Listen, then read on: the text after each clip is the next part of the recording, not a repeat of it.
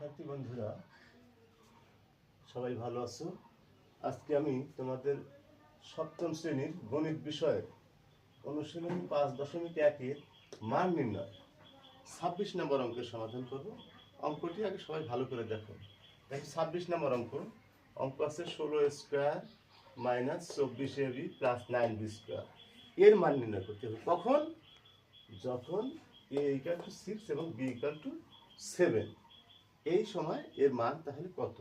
তাহলে এর সমাধানটা কিভাবে করে একটু দেখো, আমরা সবাই দেখবো ইনশাল্লাহ। দেখো, এই প্রথমে রাশিটা তুলব।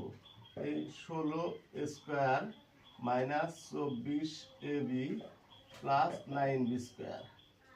ঠিক আছে, একটু আমরা a মাইনাস হোল স্কোয়ারের সূত্রটা বানাবো। দেখো, এই 4a whole square minus 2 into 4a into 3b plus 3b whole square. সবাই খেয়াল করো, হয়েছে কেমন? যদি 4a-টাকে আমরা মনে মনে x ধরি আর 3b-টাকে y ধরি, তাহলে কেমন হচ্ছে?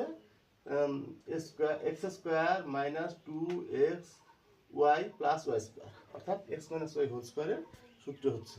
ঠিক আছে, তাহলে x মাইনাস y হোল স্কয়ারের সূত্র দেখো, এই x-টা যদি 4a হয়, 4a minus 3b, a minus b whole square, অর্থাৎ x মাইনাস y হোল স্কয়ারের সূত্র হচ্ছে। ঠিক আছে, এখন আমরা কি করব? ওই মানটা বসাই দেব। ওই যে a = কত? 6, তাহলে 4 ইন্টু 6 মাইনাস হলো 3 ইন্টু 7, তারপর স্কয়ার। মান বসাই দিলাম। এই মানটা পাইলাম, কিন্তু এই যে a এর মান, এই যে এই a এর মান 6 এবং এই যে b এর মান, এই b এর মান 7। ঠিক আছে, তাহলে কত? 424 মাইনাস হলো 3 7 21,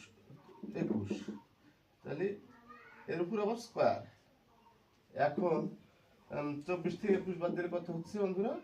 24 থেকে 21 বাদ দিলে 3 হচ্ছে, তারপর স্কয়ার। 3 থেকে 9, তাহলে আমাদের আনসার হচ্ছে 9। সবাইকে ধন্যবাদ বন্ধুরা।